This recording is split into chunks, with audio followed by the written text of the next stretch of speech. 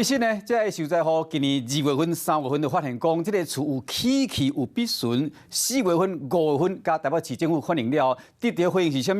讲无危害公共安全的过路建物会当来继续施工，这好这住户袂当接受。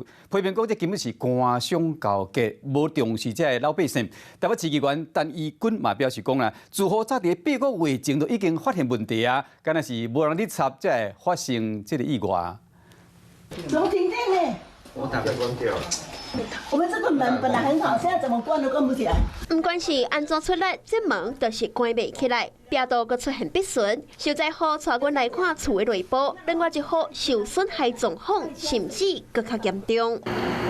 天棚担心全部拢生果，住户控诉自从施工了后，楼背顶就开始会漏水，大楼定定会害。更加地处大门错起，门锁对袂准，开门甲关门拢有困难。我们住户附近那个底下的底层的土质都是松软的，而且是烂泥巴。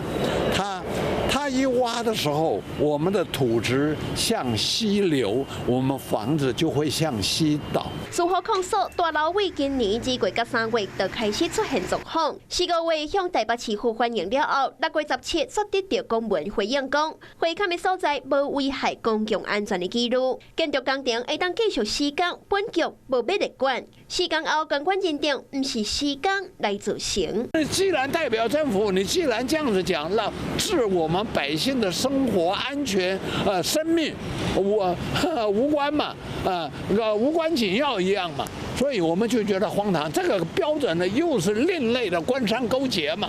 他们已经到这个住户的家里哦，去抓这个抓漏，好去打针去抓漏，也好几个月了。所以你们怎么会说是这个之前都没有问题？对此，监管处的处长回应讲，之前是伫开挖进前，地点离工地较远，当时判断不是施工造成的损害，而且实际开挖了后嘛无收到定钱。结果早伫8个月前就有定调，所以也是不够300多人无厝会当转去。